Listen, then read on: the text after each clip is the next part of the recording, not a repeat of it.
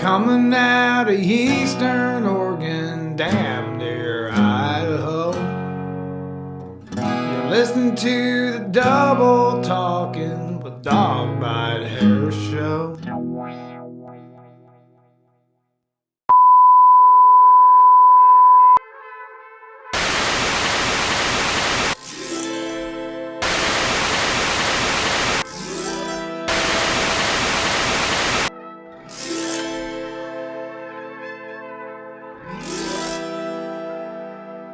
Crawl into my skin for a couple days and find out how it feels to be a rattlesnake, a poisonous tooth with a short little fuse, crying nobody knows my pain.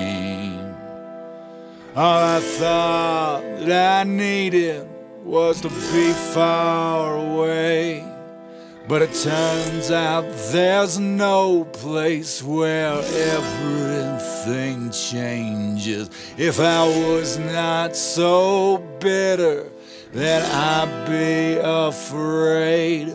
I'd have no idea who I am. At the top of the mountain, I still feel the same, and the sun burned my skin in the desert for days. There must be a reason it's always this way. The way that you made it's the way it will stay. Crawl into my skin for a couple of days. No end, no beginning, it's always the same.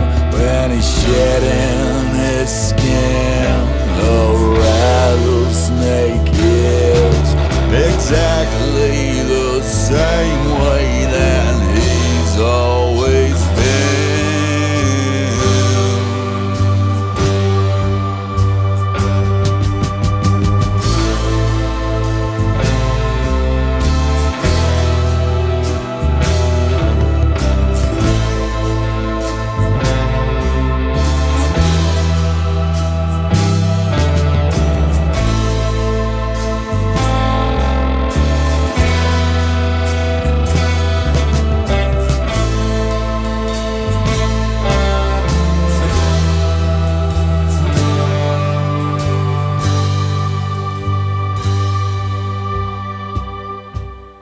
The thoughts inside my head, they are dark, and the voice which I speak to myself with is sharp.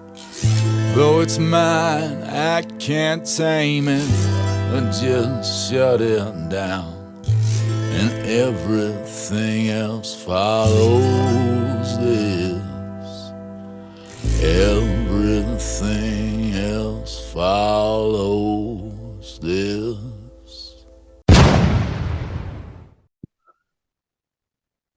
Alrighty, folks, with me on the Zoom, I got Slackeye Slim all the way from Colorado. What's up, buddy? Not much. How you doing? I'm good, man. So we tried this once. I didn't fucking record it because I'm a moron. But anyways, this one feels better anyways. We missed each other a bunch. Today you were like, hey, you want to record again? I was like, yeah. And we just decided to do it. So everything lined up. Your album is actually coming out soon. Last time we talked, you just kind of in limbo. So we kind of agreed to come back and talk about it more. Yeah. Yeah, we finally got a release date for it and all that. It's at the vinyl plant now, which is the big holdup. It's been done since Thanksgiving. But I wanted to do the digital and we're doing cassette and vinyl. I wanted all that to come out on the same day, which sorry for making everybody wait so long. But, it's been 8 years, so what difference does fucking 3 months make? Well, cool, man. Yeah, talk a little bit about that, the recording process, and just the whole process of that. Because, well, I guess I'm trying to remember little pieces of things that I really liked about the last interview, because last interview was really good, actually. Um, I but think we one, talked a little about how people are assholes. yeah, a little bit Which about the is pandemic. We talked a little bit about family issues. Just yeah, get well, that's pretty much what the record is. It's just writing. I just wrote initially. I started writing like songs about politics. I'm like, man, I'm not fucking doing this. But then I realized that it's all mental health. Like people just being assholes, and especially I'm not gonna get into politics because I don't even fucking know what I believe anymore. But it just seems like since 2016, people have just been dicks, like on both sides, and I'm fucking sick of it. yeah. I don't. If I'm driving down the road and I see somebody fucking broke down, I'm gonna stop and help them. I don't give a shit who they voted for. You know what I mean? Like, but this album, it was like mainly about like I grew up with pretty fucked up parents, and I'm not trying to be like Aaron Lewis fucking whining about me, but what the point of this record is like my relationship with my brothers. Like it's a thing, like parents, like especially shitty parents, have issues. They fucking don't do anything to fix it, then their kids end up with fucked up issues. And like I had a kid, I'm like, I am not fucking repeating the shit my parents put me through. And it was really eye-opening for me. But so like the big thing was like trying to get my brothers like, hey, you guys are dicks, like fucking grow up, you're in your 30s now, man. Like, and like, fuck you, you're an asshole. I'm like, okay. But you're the one that's over here fucking hammered, blackout drunk on my house and on my couch screaming at everybody. I'm not the asshole, and I hate to talk shit about them, but fuck, I tried. I don't care anymore. It's over. But like, so it's basically just about that. Like, like realizing that I have my own fucked up tendencies, trying to deal with those while you're like simultaneously being bombarded with all this bullshit. And it makes you want to revert back into that, even though you know it's wrong. And that's been the single most difficult part of my fucking life, is just like not being a dick, because I just want to do it naturally. Yeah, man. I had Mr. James Honeycutt kind of get his grips in me a little bit a Mm-hmm. couple years back, and I started the process of doing that myself. And I feel like I can definitely relate to where you're at, because I came to that conclusion kind of, like, hey, it's time to stop being a dick. It's time to realize you're being a dick. It's time to do better for not just yourself, but everybody around you. And that is when the world decided to fucking test me like fucking I've never been Of fucking course, tested that's how it before. goes. Yeah, I kind of figured, and even James kind of like prepared me for it. And you just kind of know, I think, Mhm. you feel in your heart, like, okay, now the work starts. Right. And once the work starts, it's going to get piled on, you know, like I've lost 2 jobs this in Oh man, that 6 months. sucks. First one was not my fault at all. The best job I ever had, best paying job I ever had. Made living adjustments to go with that wage, and just because a company I used to work for bought out the facility I was working at, and they totally just were like fucking peace for really no reason. Yeah. Um, I'd quit without notice on them because of a lot of bad management, Right. um, small town politics, and um, the fact that I was in a management role and a few other things that had happened. And I think I took the blunt. My boss was cheating on his wife with our therapist, Mhm. and I caught him and didn't realize it. Oh shit. I had no idea that I'd caught them for months. And he'd started acting weird, and I'd kind of thought he was, but I couldn't figure out why. And then one of my coworkers, who was actually a personal friend of his, was like, hey, have you Oops, noticed sorry. anything weird about these two? These two? And I was like, no. And then I was like, no, no, no. And then I was like, wait a minute. And then I was like, but I think that rumor really took fire around the time I quit. And I think just that I was just the easy person to blame for that. So maybe that had some of it, because the company that bought the facility that I was working for from my other company, or my new company, they'd made a big expansion, and my old boss had became pretty much like second in command of the whole company. So he was who was in charge of deciding who got to stay and who got to go, and I was the only one that went. There was literally people on a roster that lied about having a college degree, cost that company tens, maybe hundreds of thousands of dollars, and he stayed. There was a lady that was a drug counselor. Maybe that might not be the right term, but she'd fell off the wagon and ended up running around town with a bunch of her patients and getting all fucked up. They invited her back. I don't think they formally caught her. She quit before they could really catch her doing anything, and nobody ratted her out, but they'd welcomed her back in another role. So I was like, this is weird. It was just like felt too personal. And sorry to hijack the interview, but that's the kind of shit I dealt with, and trying to get through that while I'm trying to become a better person, and kind of what I kind of feels like cleanse your soul a little bit. Yeah. And understand like trial by fire, it's like, well, can I fucking do this or not, Mm-hmm. And so small town shit is always like, I don't know how many fucking jobs. I'm in the union now, so I'm good. Like, I fucking got a good job, and I actually really like it, which is cool. But I've had jobs like that too, where it's like, oh, well, you're fucking this and that, and fuck you. I'm like, well, okay, but I'm here making your fucking company money. I'm making like, for example, I worked for this old dude. I was a broadcast engineer. We took care of all these radio stations, and this fucking guy wanted me to use my personal vehicle. I'm like, and wouldn't pay for fuel. I'm driving like 3 hours a day. I'm like, dude, I can't afford to work for you. He's like, oh, well, you led me to believe that you know more than you do. I'm like, okay, I quit. And it's just like, just one fucking shit job after another. I finally got lucky and got a union job, and it's been good ever since. It's been like 7 years now, so I've been doing a lot better. But yeah, it's just I know what you're talking about. That shit sucks. Yeah, and then it was just, I think with this last one, I was kind of told I'd be doing a different job than I was or ended up doing, and lack of communication. I think we both kind of, I guess, didn't get exactly what we thought we were getting out of each other, but it was pretty shady too. Like, I got this big list of things like that never happened. Like these, like saying I had like performance evaluations. There's like nothing. I'd had one thing months ago that I was told never made it to paper, and that wasn't even mentioned on there. So I was like, where is all this stuff coming from? So I'm gonna try for unemployment. I've got two other jobs too, man. So kind of sucks. That was my main one, but honestly, man, I feel pretty good about it. I needed a break. The stress from that, and doing too much and just hating life in general, doing that job, was probably more stress than dealing with financial shit, like figuring out how to pay rent. So well, I mean, the last time we talked, it was like you were working 3 fucking jobs, and you're like, I don't know when I have time. I'm like, well, whenever's good for you. And I was like, yeah, that was why we were kind of like, I figured.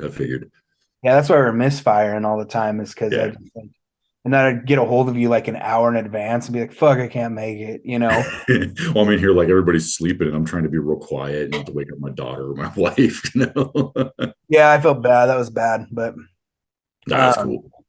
But yeah, let's talk a little more about the album, man. Yeah. What do you want to know about it? Because I'll just fucking ramble. So what was your recording process and your writing process, I guess, too? Well, I mean, I've been writing it for a long time, and most of that was just trying to figure out what I was trying to say, because I don't like to write songs unless I'm like going to have a group of songs that's going to be, I write albums, like that's been my thing since day one. I don't consider myself much of a songwriter. I think of like, this is a piece of the puzzle.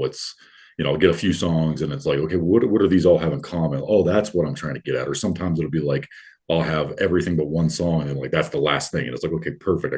I understand what this is about now. It's mainly just writing to figure out what the hell I'm writing about. But I've got a camper I got into solar a couple of years ago, and like, I got a camper with like way too much solar capacity. So I could run like a live band for 12 hours off this fucking thing, as long as my batteries don't catch on fire. So I would take that out, because I live like Mesa Verde National Park's my backyard. And so I'll go like out into the mountain or out in the desert for a day or two, just solo camp and wander around, write down ideas while I'm walking, go back to the camper, fucking bring my amp outside because I don't camp in campgrounds. I camp in places where there's nobody around for 20 fucking miles. I'll just play Sounds around. amazing. It's fucking awesome. It's really, I feel pretty lucky to live down here. But yeah, so I'll just like write like that, demo a bunch of stuff, and then figure out, okay, what do we want to record? And then I'll kind of come up with some instrumental ideas and finalize the songs.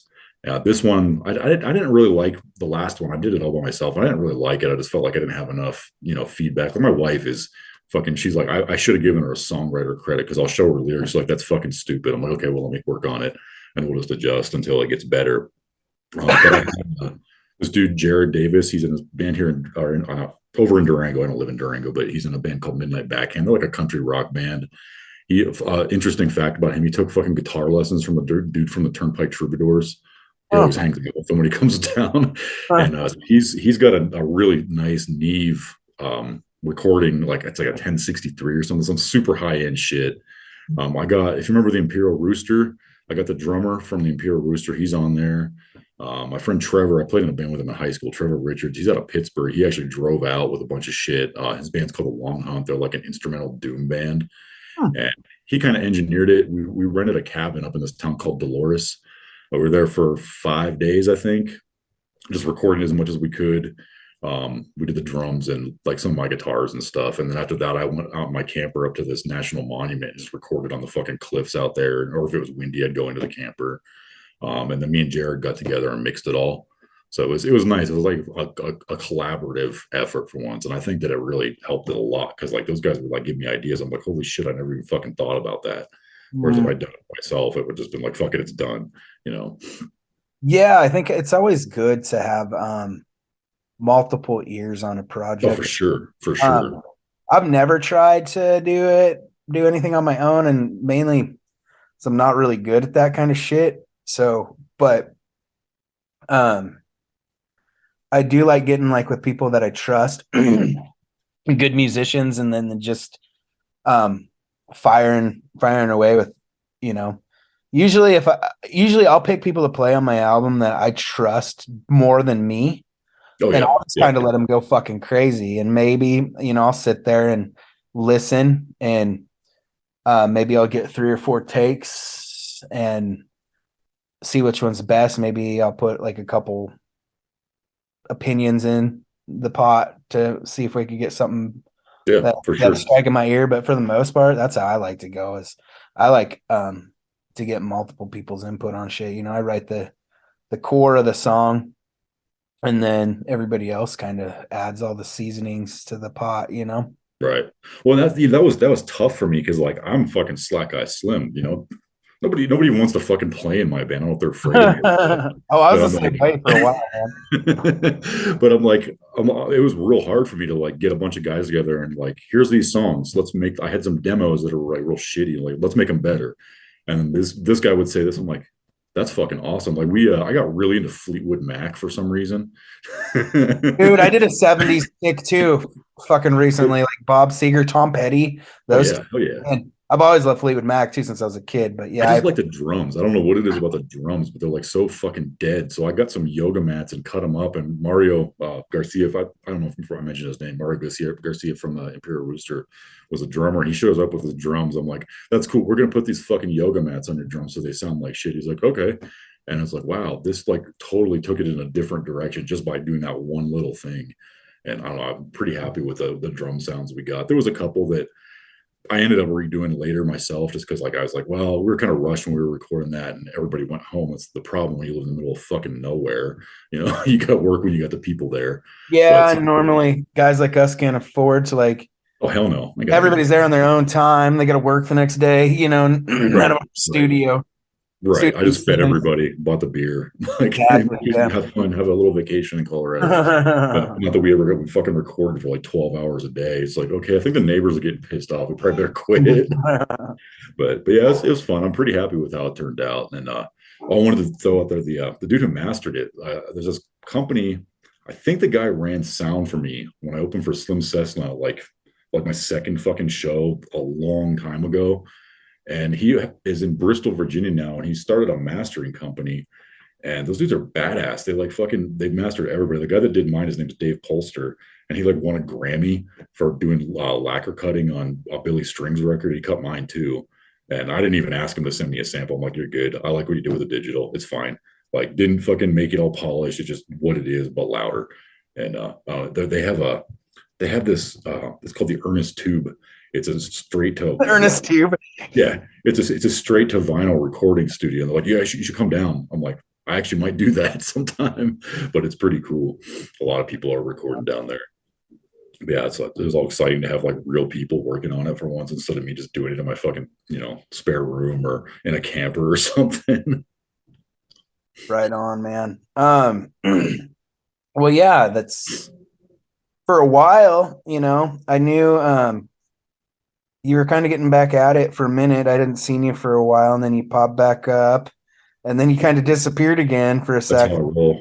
Yeah. I was like, fuck, man, Slackeye fucking dropped off again, man. I probably won't see him for like another decade. No, not yet. I'll be around. But in another decade, I'll be 50. So I mean, I've been thinking about that. It's like shit, I gotta make more albums. Yeah, because I was like, but I was stoked. I was like, good, man, he's back. He'd probably just need a break from fucking social media like the rest of us around that time. Yeah, I deleted all my social media. I kind of wish I hadn't, but at the same time, it's like, there's not a lot of bullshit on here anymore. There's like, I have like maybe combined 400 people between, I only do Facebook and Instagram. It's maybe 400 people as opposed to like several thousand. And I don't know. It's nice, you post something and people get all fucking pissed off. I'm like, dude, why do you care what I think? I'm a fucking idiot. I live in the middle of nowhere. Yeah. Leave me alone. I just learned it's a lot simpler to not even post about it, Right. I was on fire during the pandemic and during Trump, and I regret a lot of it, man, because like, oh, me too, for sure. I think we both were talking about this last time. I kind of just got to the point like where I stopped and kind of looked around and went, why do I give a shit? Right. Exactly. Yep. Like, this is out of my hands.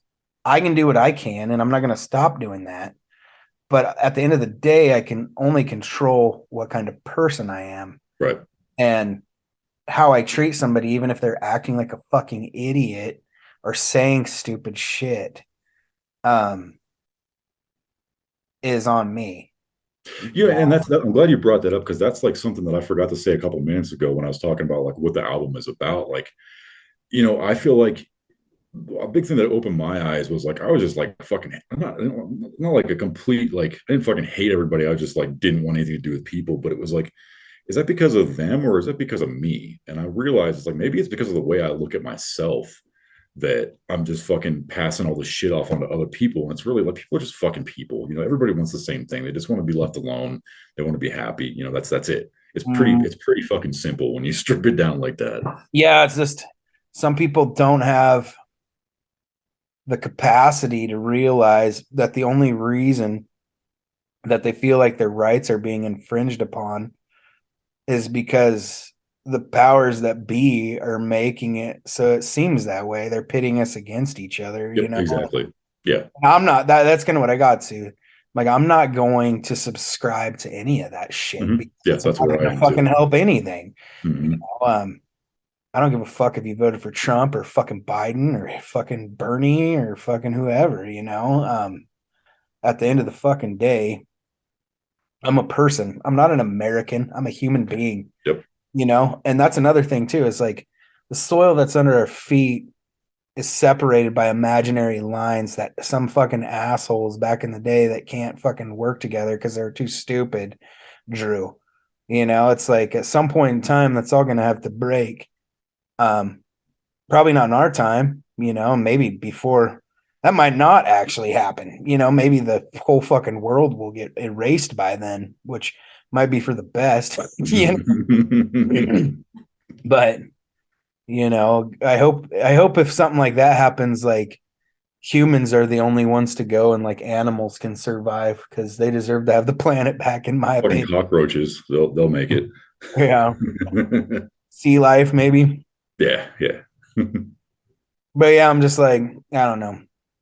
I was kind of just ashamed of the human race and mostly absolutely. Americans too. Yeah. After I stepped back and looked at it, I was like, fuck, I felt like whether you were a Democrat or Republican, we all took a giant step back in evolution. For sure. And everybody's just dug in. And I just got to the point like, I don't want to fucking do this anymore. Like I'm sick of like fucking sizing somebody up within, oh, what side are you on? Like, I don't give a fuck. Unless you're like I know a couple of like loudmouth fucking assholes. Everybody does. And like fuck those guys. But like the dudes that I work with a real small group of these guys, and they're like, I probably wouldn't agree with a lot of the shit that they say, but I agree with some of it. And I think they're good guys. I don't fucking care what they believe.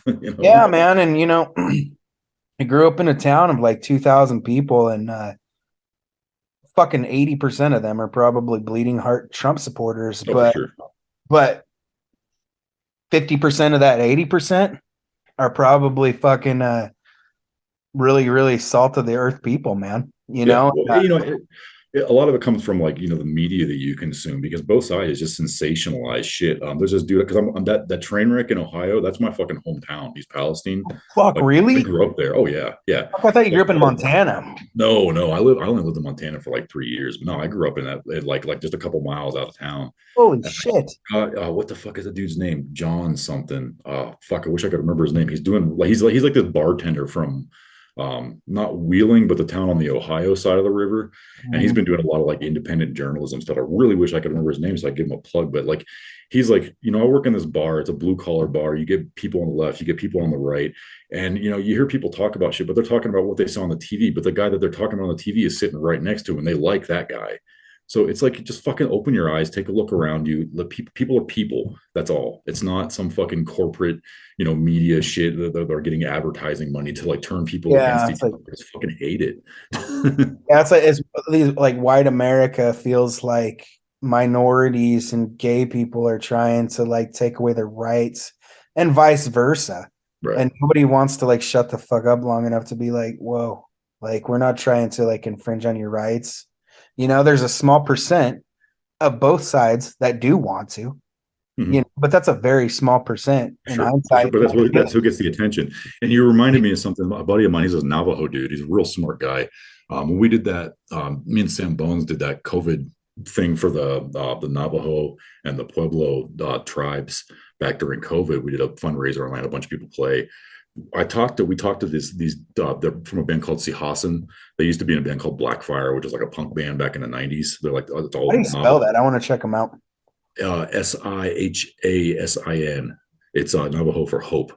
But anyway, he was saying like we know, it's like, we know what the problem is. Anybody can point out the problem. That's the easy part. What's the solution? Why do you want to fucking dwell on the problem? Like, and that's kind of just the point I got to. Like, not that I know anything. I'm an idiot, but I know enough that like I don't hate my neighbors. There's a dude that's got weird flags up the road, but he's probably just fucking, he just watches the news too much. I don't know. Yeah, and a lot of people they have reasons to believe the things they believe, and yeah, whether it's misguided farmers, I know a lot of farmers and loggers and shit that are affected negatively by some Democratic bills, and a lot of times they don't understand what the fuck they're doing. They think they're doing something good, and then it turns out that they're not, because it takes years of research, and right. A pretty good example of that around here in Oregon, well, actually kind of all over the place, really. But and you probably remember this because we're about the same age. Back in the 90s, when everything went from paper and glass to fucking plastic, it was the hippies that wanted that shit. Right. Like they didn't want to use trees to make that stuff anymore, and so they started using plastic, and now look at the fucking mess we're in. And now it's the hippies that want to get rid of fucking plastic.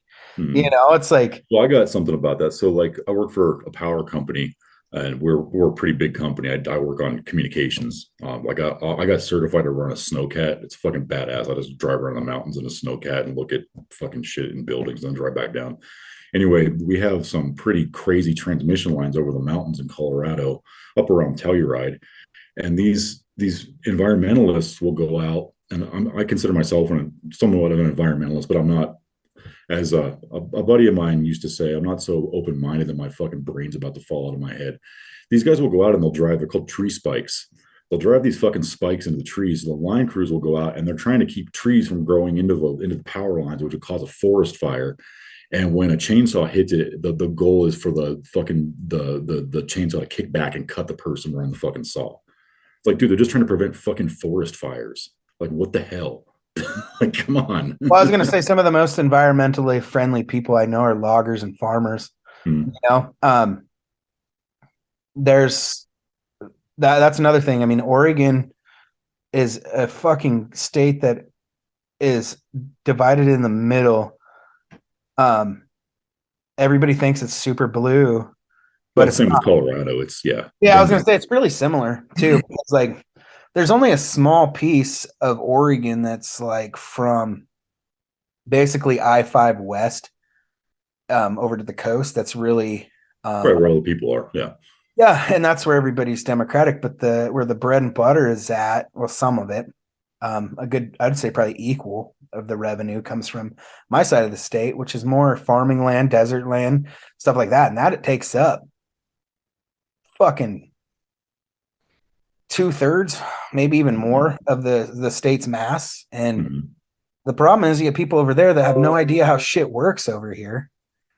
And they're living in a different environment. Yeah. And they think that they know what's best. And, you know, you get like some of the, I don't know. So like, you know, back in the 90s and shit like that, they made all these laws for the spotted owl and other things, cut the logging back. And now there's insane amounts of fucking forest fires that are just bad. So essentially, you know, I think there needs to be a median too, because like, there's a lot of shitty logging companies that do tear shit up and don't do shit, or they'll fucking fuck things up, and that ruins it for the good ones that aren't fucking doing that shit. But a forest is like a fucking lawn. You know, it's fucking simple.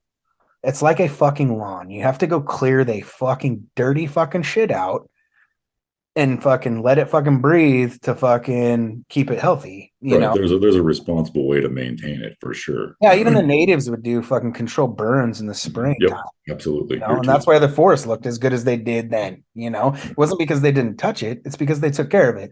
And they used the shit sometimes they would use the shit that they harvested out of there. You know. Yeah. Well, I mean, it's the same with any industry. It's like you've got the truth, and then you've got politics. You know, and the people who don't work in those industries don't know. Like, I'm in power, and I'm not going to talk about renewables and stuff because I don't want to get fucking canceled. Like, but that shit is not what they say it is. Like, I'm for it for sure, but it's like you got to look at the full picture, not what a politician is telling you. Read the fucking science behind it. Yeah. You know, I'll just throw one thing out there. Power company here has a wind farm. The wind farm is the biggest customer of the power company. How the fuck is that renewable? I was gonna say I mean, it is a lot. It is a lot up here. It's like it is a lot similar up here because because we're flat, we're windy, they just threw them everywhere. And they didn't think about the shelf life on these fucking things. And my buddy used to joke, he's a logger. He said, well, once they finally fire me, I'll fucking get a job falling windmills because these things are going to be shit. You know? And, yeah, they've caught fucking farmers' fields on fire. And like you said, they're the biggest customer to the power companies. And part of it here is, and when they put all these in, they promised us that our electricity would go down, and it's done nothing but go up. And part of the reason is for us, and I don't know about you, but they sell all the fucking electricity to California. Yeah, same here. We're putting in a big solar array it's all going out of state. Yeah, now the new thing's solar, and we have the dams too, which fucked our rivers up and fucked the salmon up, fucked the Indians over. Yeah, we got so much power in this fucking goddamn place, and there's no we don't get anything out of it. They sell it to California. The answer is we all need to just go back and live in the woods. Of course, that's not really possible. Another interesting thing too is they've been over backwards for Amazon out here as of late. And one of those wind farms, you can follow the fucking power lines from the big wind farm all the way to the Amazon fucking place, directly fucking to it. Like, it just goes straight there, and it starts there, ends there. Yeah. I'm like, so they're just buying that power, and not paying local taxes and throwing a few bucks here or there to make people happy, but like not paying what anybody else would be getting paid for and drive the housing market up and fucking, yeah, it's just, so Yeah. My hope, which is never going to happen, is that people will just start trying to talk to each other instead of like at each other, like, no, this is like, I work with this shit. Like, mhm. I got a buddy who I work with. He came out of a coal plant that's getting shut down, and he'll actually argue with people because he knows how this shit works. And like, I'm not a fan of coal. It's just fucking dirty. I'm a fan of nuclear. That's better, but people are afraid of it because they think it's gonna melt down, which it's happened. But I don't know. It's so fucking just dirty shit. Like the conversations, it's like nasty and mean. I'm just like, I don't want to fucking be like that. Like, okay, well, I just won't talk about it then. Yeah, we just had our coal fire plant shut down here too. It Yeah. was a big deal. They've been doing some shit with ethanol, which is kind of cool because we have so many gross ass fucking dairies around Mhm. that's Mhm. supposed to be kind of a good source of energy. So I'm kind of like, okay, well, let's see where this Yeah, goes. methane capture, I think is what they call that. Yeah, so hopefully that works because it's polluting the fuck out of our water out here. Yeah. I don't So know. It's an interesting time to be alive for sure. I don't know. I just hate how, you gotta fucking always watch what you say. Like, I'm not what you say. Like, I'm not an asshole. It's just like you have to very carefully choose your words to avoid pissing off this group or this group. It's just like, I'm just a fucking dude. Like, I'm just telling you what I know. I'm not saying I know the absolute truth. I'm a fucking guy. How would I? yeah, You exactly, know? exactly. Um, yeah, that's kind of where I'm at. I get tired of feeling like I'm walking on eggshells. You can't have an opinion, you can't talk without really having like why does my opinion matter so much? Or why Right. do you have to dissect everything I say and twist it into something that's not, Yeah. you know, not really what I'm trying to get at, or No, I get what you're saying. I get what you're saying for sure. yeah. All right, man. Well, I've got like a couple minutes left on this one, and so I'm gonna shut this down because Okay. that seems like a good spot Cool. to end it, and then we'll come back on here and we'll finish up. Sounds good. Do I need to like refresh or anything? You'll have to it'll probably log you out, and you can just use the same meeting link to come back on. Perfect. Okay. Cool. All right, we're back. We just spent a good half hour talking about things that um didn't really have anything to do with music, but That's okay. It all has something to do with music. Everything's connected. yeah, I mean, yeah, with me especially, man. But yeah, so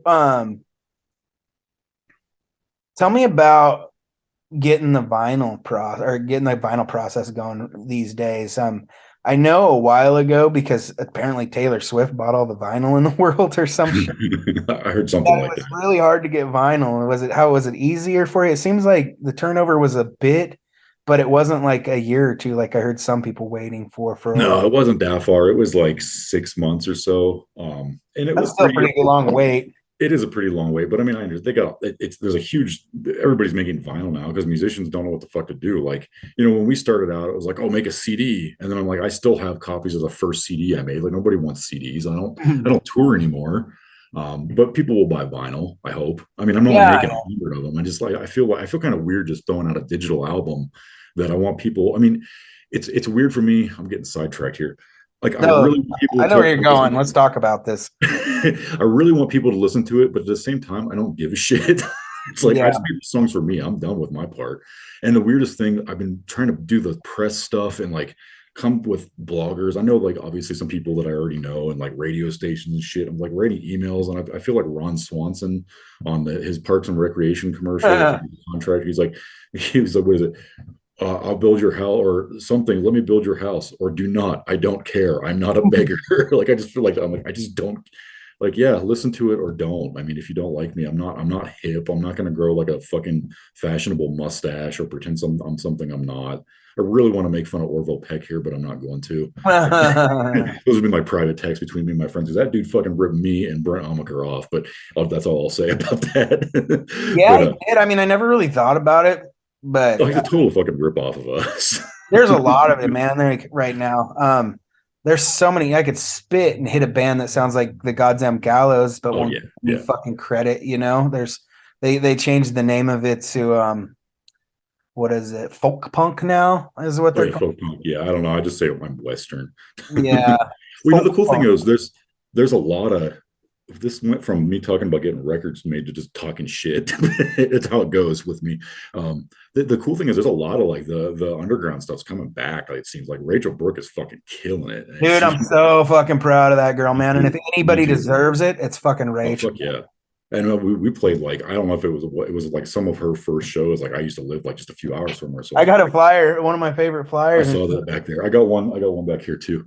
yeah, I love that But girl, man. And I've been pulling for her forever. I mean, honestly, if I had to take a step back and take a breath, and as much as I loved being a musician, even in my the height of my days of wanting to be like a full-time musician, if somebody would have been like, okay, so you can take a side track forever and let Rachel fucking like get a spot that's good and what that she deserves, I would have been easily been like, yeah, just take her because she deserves yeah, it. yeah, I hear you for sure. Yeah, Talented, great person all around, man.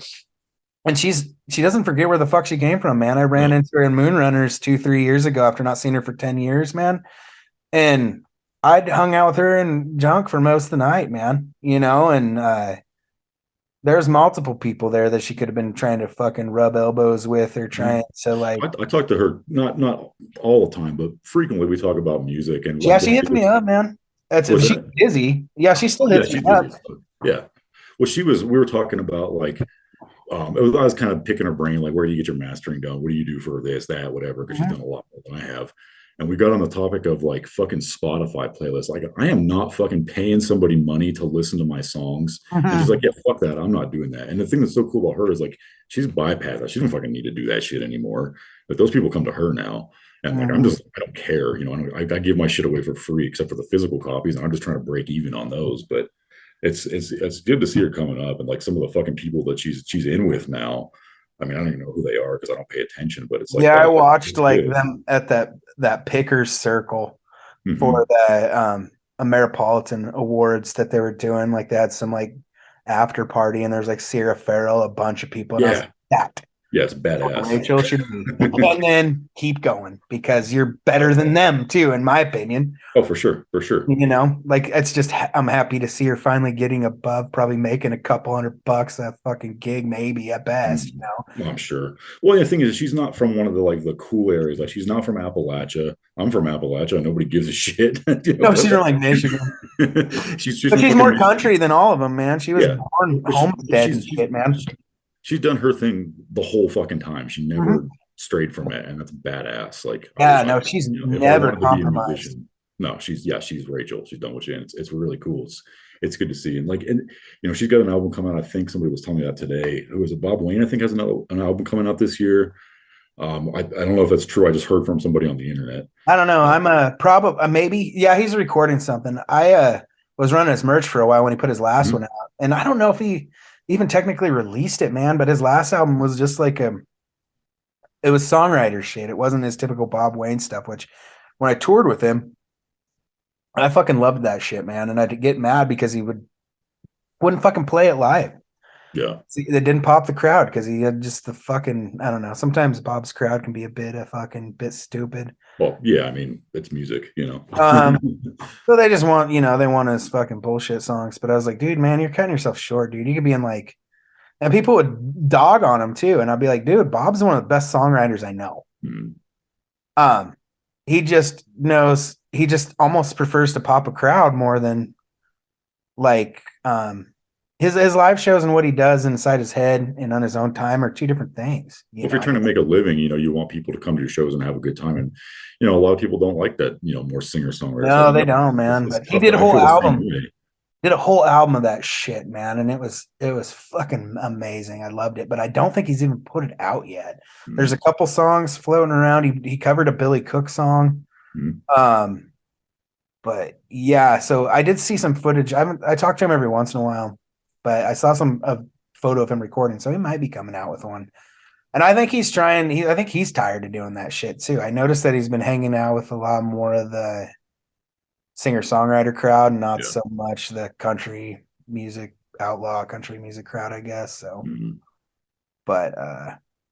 But yeah, I mean, I didn't hear about Rachel putting one out, but fuck, I can't wait if she is, man. Yeah, I don't know if it's true. It's just from something I heard from somebody on the Well, last time internet. I interviewed her, I think she was in the process of either writing or recording one, and that was during the pandemic.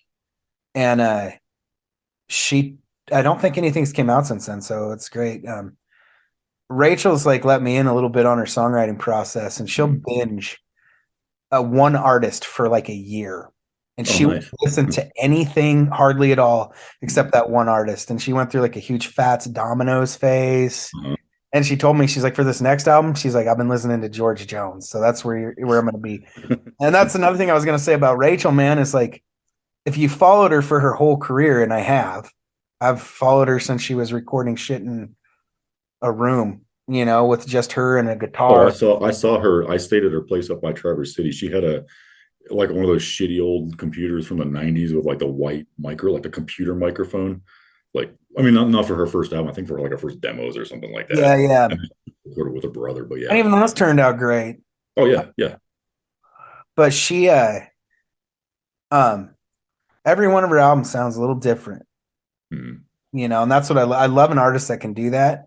They can somehow manage to stay themselves but have it be different, and sometimes an artist will just put out the same shit like Slayer, it's the same shit forever. And they'll openly say that, they'll be like, we've put the same shit out forever. Or Motorhead too is another great band that does that, you find a formula that works, you go for it, and Hmm. but then there's some people like, let's say Metallica, who sometimes will go like completely into a whole different fucking area Right. Hmm. and change their whole shit. And then that's like, uh, It's a gamble for sure. yeah, it's a gamble. I respect people that can do that, but then there's those people that find that sweet spot, and that's what Rachel does, man. She finds Yeah. that sweet spot where she changes her shit up, but it's still, you can still sell it's Rachel, Right. Right. But yeah, great. I'm glad you brought that up, man, because I felt like I won when I saw her win that award, man. Yeah.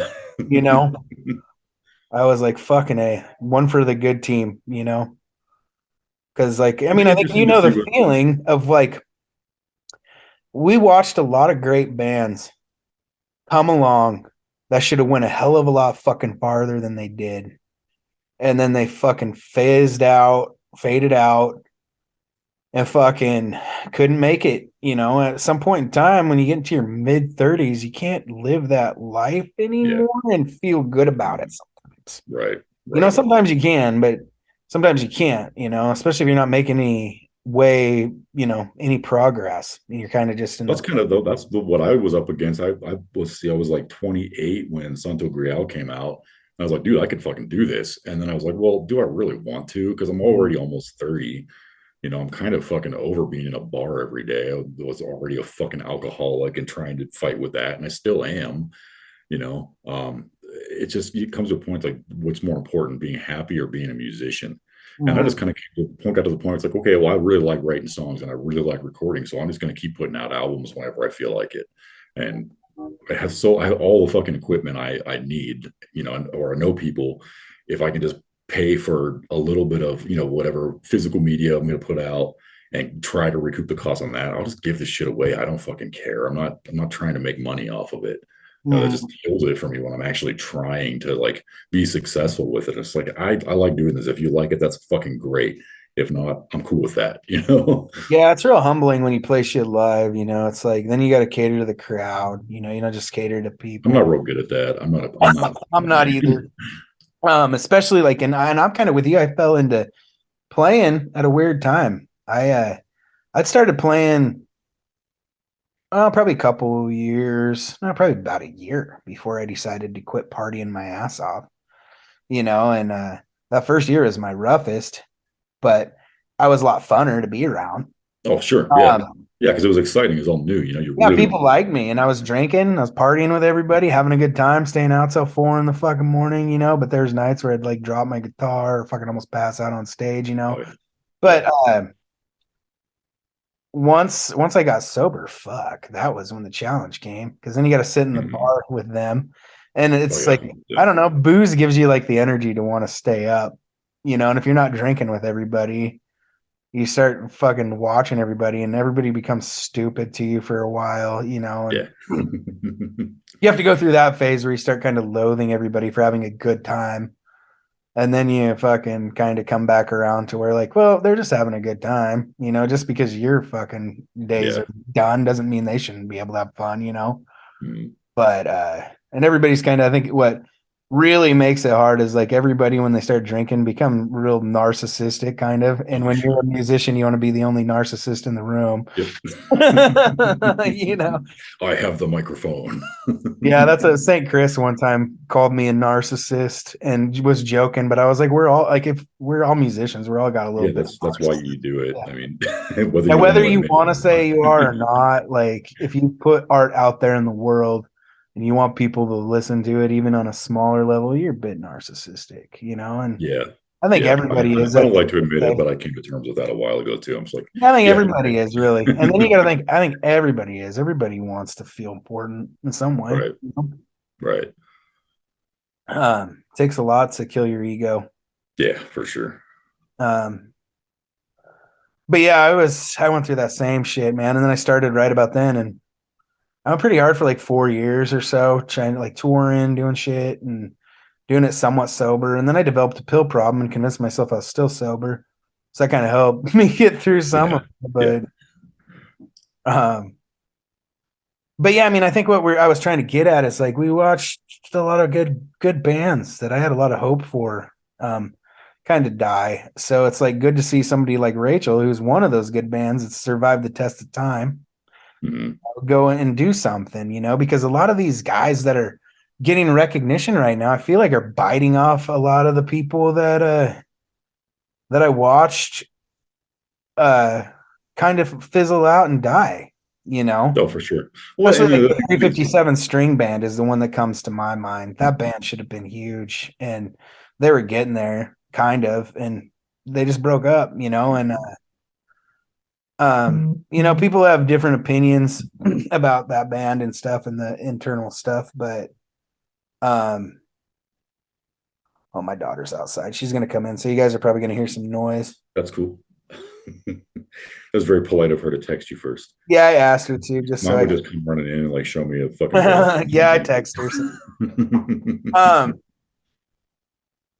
but I mean, a lot of the bands are like, to me, it's like I've seen this. They're watered down, but they're getting like more recognition, and it kind of bums me out. That's how I feel about a lot of stuff. I don't want to. I mean, I don't I, really listen to any of this new alt country shit. I mean, good for them. They're doing it, but to me, it yeah, just all sounds the same. It's just like the thing that I really liked about the underground country stuff that started around like when we started, early 2000s was like like, will you take Dolly out?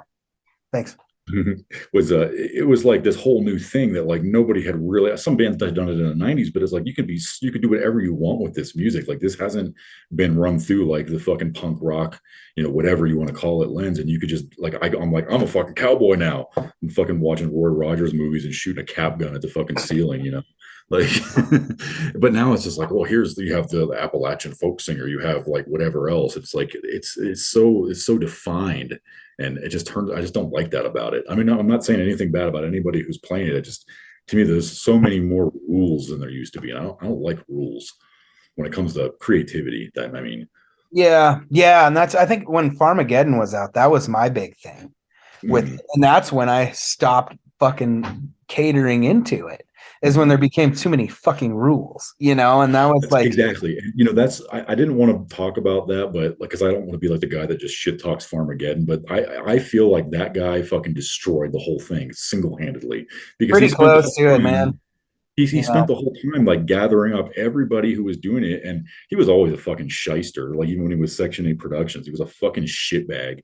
But like he started ripping off the fucking fans, and then the fans stopped listening to the bands. It's like we didn't have anything to do with it. That was this fucking asshole. Well, and not only that, he burned a few. I'm gonna say something in his defense after I get done shitting on him, though, too, to play the devil's advocate and be fair, because I have a lot of people that I really care about that still talk to him, and I do believe in second chances, and I believe shit happens sometimes. Sure. I know Sure. from personal experience how hard being in his spot can be. But anyways, Oh yeah. Yeah. another thing that he kind of did was he got attention from people that could have helped put a lot of those bands onto another level, and he pissed them Hmm. off.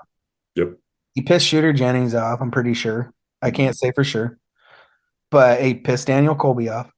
Anybody that looked this way, any kind of recognition, TV, fucking shit, um, he'd pissed him off, and um, it cost the bands.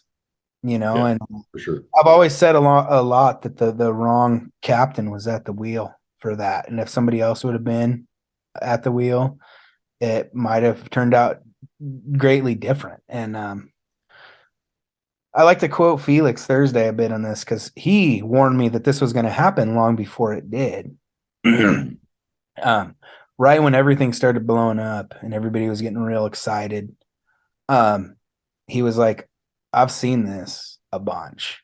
Like, he's like, I've been in 2 or 3 different scenes now, because Felix was pushing 50 at that time. And he's like, this kind of scares me because usually when something grows this fast, it fucking blows up just as quick and fades away. Mhm. Yep. And that's where I kind of want to lead into defending him a bit. Is that with Ruckus, the same thing kind of happened to me. I don't think I burned as many people, but I didn't get to I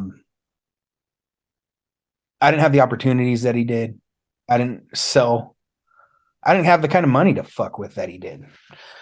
And I'm glad I didn't, because when you blow up that quick, money's coming in, but it's going out just as quick, and you don't know where the fuck it's going a lot of times.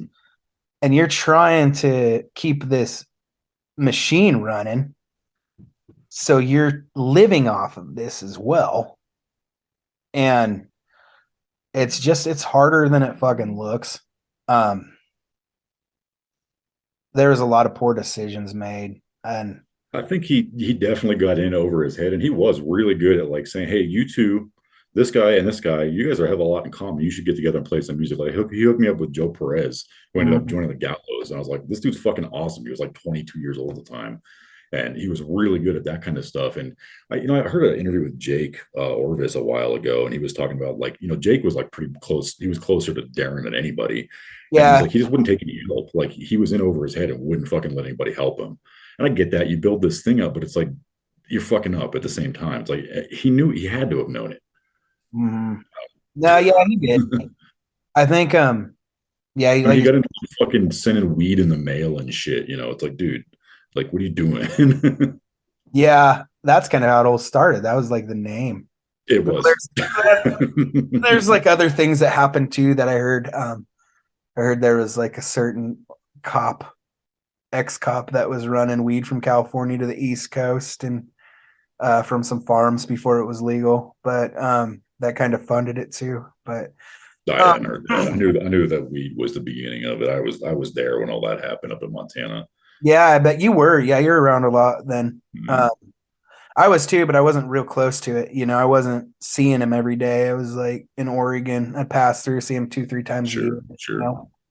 But the one thing, fuck, I've got the goddamn logo tattooed on my arm. Right. A lot of people do. I've thought about covering it up, but part of me doesn't want to, because as much as that disappoints me sometimes to look at it, it also brings me a lot of good fucking memories that I wouldn't want to fucking trade for anything, Right. It's a fucking duality. And maybe it's a blessing that it didn't go anywhere because I look at that like in my own sense, in my own career too. When I was like a teenager, I wanted to be a famous rock star. I wanted it all. I wanted to fucking play fucking stadiums and fucking have people love me and fucking be a celebrity. And like, I look back and with how I am right now, like I'm so grateful that didn't happen because I understand my Kurt Cobain put a fucking shotgun in his fucking mouth. Yeah, for sure. Because just having the very, very small bit of recognition that I have in the area that I'm from for a period of time, it got very fucking annoying to not even be able to go to like my local grocery store and either have somebody talk about how my music sucked or how they didn't get it. Everybody wanted to like to have their opinion, and then there's these people that fucking wouldn't piss on my teeth if my mouth was on fire. That all of a sudden liked me because they thought maybe I would do something, or they heard I was like hanging out with Shooter Jennings or somebody they knew, which a lot of times that shit was all false. Like they'd hear things that wasn't even true.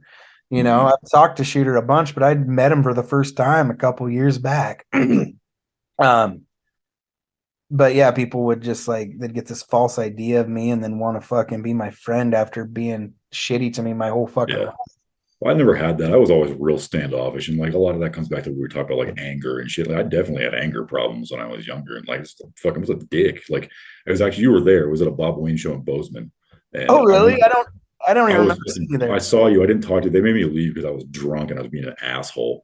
Graham and his wife, they're like, we gotta go. But this girl came up to me and I was fucking hammered. And she was like showing me a tattoo. She got a tattoo of my Steak with Wings logo. And she's like, I saw you guys play and my fucking dog died. And it was like, I just wanted to get something to remember that day. And so I got your logo. I'm like, I don't give a fuck. And like, I still feel so bad about it. I wish I knew who that was so I could apologize. But yeah, they're like, we got to go. You can't be here. But yeah. I'm not like that anymore. Like I get drunk and go to sleep. That's funny. Yeah, I remember that was a great fucking show, man. We drove. I had to leave. Tales from Ghost Town. That was the first time I saw Tales from. Oh no, I saw him the first time the night before in Idaho. But I fucking love Nick too, man. Another kind of Colorado, Montana floater guy. Yeah. But that was the first time I saw him. But yeah, that's funny. I didn't even know Graham was there. Oh, yeah, we all loved it. That was like toward the end of when I left in 2010, so it's been quite a while. I just kind of everybody left. Richard died, and it was over. You know, everybody's kind of either going to California or I think Graham's in Colorado. I don't talk to Graham anymore. I think he's over in the Front Range somewhere. I don't know. I thought Richard was in wasn't he in California when he died? No, he was in Maine. Oh, that's right. He was in Maine, wasn't he? Yeah, he went back home to Maine. Okay. Richard he was such a nice guy, man. I only met him once, but we met each other at the he was like the best person. I met him at the second Muddy Roots and we barely talked, but we both had the same St. Christopher shirt on, so we'd hug each other every time we saw each other. Oh, yeah, that's Richard. Yeah. Oh, he was a pain in the ass, but he was a good guy. Yeah. Yeah, man, that's another thing. I talk about this with a lot of fucking people that I interview, and one of the hardest things about being on the level of being a musician that we're like on is like you get to know people personally. And you get to know a lot of people with problems or with, you know, when you do what we do, you get to know so many people, man. And that means you get to, you know, you have to watch a lot of people, like watch a lot of good people die young, you know? Right. And sometimes in bad ways, you know, and not to try to bring the mood down too much, but Richard's death was hard on so many fucking people. That motherfucker died on my 30th birthday. What an asshole. Yeah, I mean, it was the closest thing there's ever been to a 357 string band reunion. The only person missing is Rick. Well, Derek, yeah, I think even Derek was there. I think so. And that was the closest it's ever got, I think, to having a reunion. But yeah, that's just fucking life, I guess. But it's a little bit harder for guys like us, I think, you know. Yeah. But yeah, like I said, I look at that tattoo and sometimes I've thought about covering it up, but then I look at it and like I said, maybe it's a good thing it didn't go where it needed to go, because, you know, the people like Rachel that deserved it and the gallows are still around, you know. The people that really wanted it stuck it out and got through it, you know. So I think at the end of the day, maybe it was for the best, you know. Yeah. But it is kind of a bummer too, you know. But yeah. A lot of I mean, there's a lot of facts, like mostly 100% probably facts in what you said about the whole thing, you know. But it is hard. But the trick is to just be man enough and adult enough to try to like ask for help, you know. I Right. did ask for help and I just couldn't find any and I didn't have the funds. I was just at this weird threshold where not enough money was coming in and I was working full time, so I couldn't give it the proper attention, Mm. you know. So my thing was is like I always saw Darren like my thing about Darren is like when I went to like the Farmageddon camp or whatever when he was in West Right. Yellowstone, and he had this like super nice 2-bedroom apartment and it was huge. And he's like paying for that and he's renting it. It's completely empty because he's never there. And then he's renting out a shop and he's running things out of there and he's like staying there most of the time and doing all this stuff. I'm like, dude, why don't you either just live in the fucking Yeah. shop or move all the shit to the fucking apartment? Like, I would move the shit to the apartment. There was enough room to do everything there and be a little more comfortable. Well, that shop that was Joe lived there. I tried to rent a place in that building before he bought it, and the fucking dude like it was like 3 months before I was gonna move. Like there was nobody there, and he like the fucking pipes froze, and he wanted me to pay for it. I'm like, dude, I don't even live there. Like no, but it was like these shitty apartments that he ended up buying the building, and that ended up being that place in Anaconda. But yeah, I always wondered why he had two places. It's like, Yeah. dude, you got a big ass building. Anaconda's fucking cheap. Oh no, I'm talking about West Yellowstone. He moved to No, no, Anaconda. I know. Oh, That was like the headquarters building, like the one across from old theater or something like that. It was an old, they had a fucking Orange Crush ghost billboard on the side. yeah, yeah. It took me a Yeah. second. So yeah, I haven't even thought about that for since I went there, probably. But yeah, I totally had an Orange Crush sign there. Yep. But yeah, yeah. I guess he's in Anaconda now. Got a roofing company, I guess. So Okay. Yeah. I don't know. I guess Nick from Tales from Ghost Town said he ran into him and was like, he offered him a job. I hope he turned it down. Yeah, I think he was like Nick's polite, but he was like, Yeah. yeah, I didn't call him. Yeah. But yeah, I mean, shit happens. Um, like we've been talking through the whole interview, you know, you don't get anywhere in life by wishing anybody ill. You know, No, I hope that he's became a better person for it somehow, you know, and I hope that he's learned, you know, and just grew from it, you know. But um Honeycutt swears that he's going to try to make amends for everything, at least for all the people he ripped off on that box set from the first yeah. Farmageddon. That's James. He's a fucking, he sees the bright side of everything. Yeah, and James is still dear friends with him, you Yeah. know. James is friends with everybody. But and Jimmy Swope's still really good friends with him too, and those are two people I respect quite a bit. So I try to be like, if they can see the good in him, I can too, you know. Sure. Sure. Well, like you said, there's no point in just fucking sitting around being pissed off about something that happened 10 years ago. Yeah, probably closer to 15 now, man. Yeah. Yeah. Yeah. You're right. Yeah. And at the end of the day, there was still a lot of cool shit that came from that. You know, some of the For sure. Yeah. greatest memories of my life came from that era. Mhm. He was a big part of it, so not everything was bad. But, well, shit. So why don't we talk about where people can get your album or pre-order it? So, oh yeah, thanks for reminding me. I'm supposed to be talking about this album. So this is my problem. I hate fucking That's the best thing about my fucking best thing about my podcast is we'll go fucking anywhere and everywhere if we go. Well, I got so the release date's the 23rd of June. But the pre-order is going to open up on April 10th, and it's all going to be through Bandcamp. So just look me up on Bandcamp. They don't let you do an automated pre-order. You have to like, they're like, what? And miss out on all the fun. It's like I have a fucking job. I can't just sit at my computer all day. So the best way, if like well, again, we're only making 100 records and 50 cassettes, and there's going to be probably I don't think we're going to repress it because it just that's just how I roll. I like to put shit out there, and if you got it, you got it. If not, sorry. But I don't know. I can't say that I'll never repress it. We'll see. I was We'll gonna see say I bet if you sell 100 in the first month, you might print some more. I might. I probably will. I don't know. But for right now, let's just assume that there's not going to be any more. April 10th, it's going to go. The pre-order will go live. When you pre-order it, you get a free download instantly. So you'll have the record like 3 months before it comes out digitally. Oh, cool. But because yeah, I wanted to release it now, but it's like, man, I don't want to stagger with the vinyl and stuff because I fucking get one shot at this and then I'll see it in 10 years, you know. Um, um, but get on my mailing list on Bandcamp because then you get an alert as soon as I post the pre-order, and I'll also put it on Instagram and Facebook and all that stuff. But yeah, cool, man. Are you gonna leak any songs or anything like that? for anybody who fucking emails me and asks about it, I just send them a download link. So I just put a thing online the other day. It's like, hey, if you pay attention to the stupid shit I post on the internet, send me an email and I'll give you a fucking copy of this now. So I sent it to like, I don't know, 50 people maybe, which is fine because like I don't like, you know, like I said, I would like to release it right now and I don't charge for downloads anyway. So I don't have any problem doing that.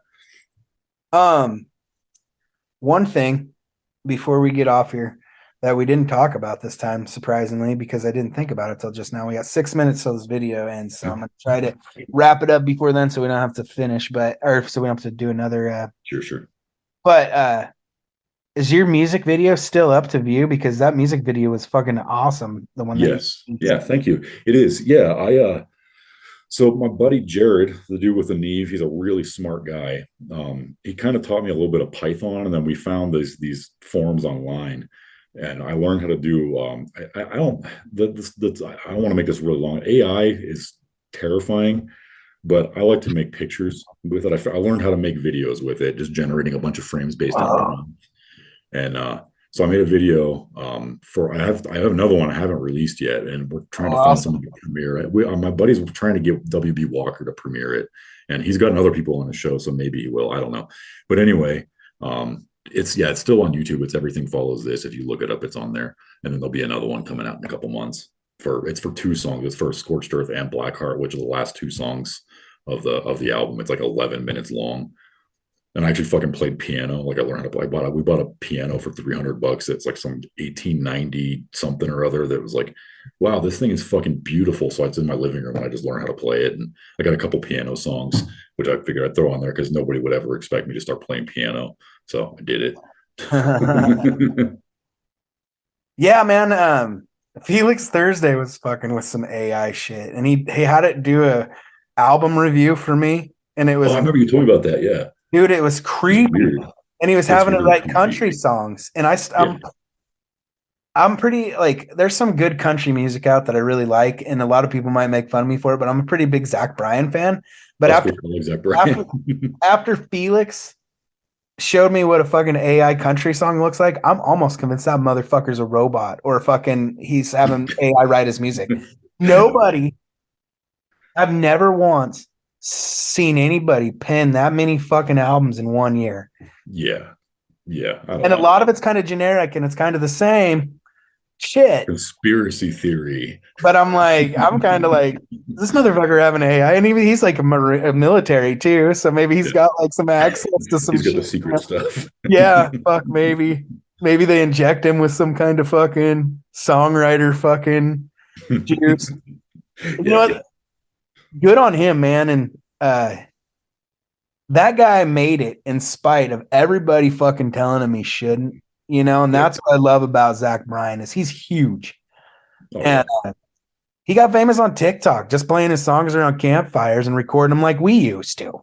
Mm-hmm. He reminds me of people that we used to play with, you know, and we were the first step of all this. Like that shit, I think it would probably be delayed by a few years if our movement hadn't happened first. You know, and it might sound different. Well, for sure. Who knows? You know?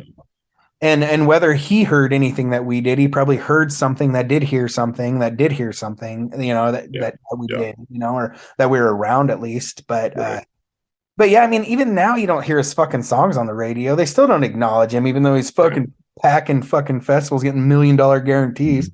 Yeah, it's weird. Yeah, it's weird how country music works. There's a lot of guys like that. You don't hear Jason Isbell, fucking Tyler Childers, any of those guys on corporate music or corporate radio, and they're the faces of country music now. Nobody gives a fuck about Taylor Swift or fucking whatever the fuck is the new thing, you know. I mean, the people they do care about love the people that are doing it. Like Miranda Lambert, like loves the shit we do, you know, or loves the shit that they do, anyways, I should say. But there's so much shit that's just like, why are people like, why isn't mainstream country just like hopping onto? Why don't they give up, throw their hands up, and cash in on this shit? I don't know. Maybe that's good though, I knew because the answer. it reminds me a bit of the 70s though, where like it doesn't matter. I doubt Willie Nelson or Waylon was on the radio back then either. It's probably all bullshit, you know? Probably. My wife's always she's like, you should write some shitty country songs and like use a fake name and try to get people to record them. I'm like, I don't want to do that. I have integrity. Fuck that. I'm not doing shit. Yeah, you have integrity too. I'd like that integrity to make me some money someday though. Yeah, I gave up on that a long time ago. Yeah, I hold on to a little bit of it, but I pretty much have too, man. All right, dude. Well, thanks for coming on, man. Another great Yeah, interview. thanks for having me. I look forward to hearing the album, and I might need you to resend the link. No, it's in the. I'll send you a link right after this, and that way I'll send you a download link on Bandcamp. Yeah, send me a link. Send me and send me your Bandcamp link too. So. Okay, I'll do that. All right. And I'm actually gonna get off here, but I'm gonna call you right back. Okay. Okay, sounds good. All right. Yeah. Later.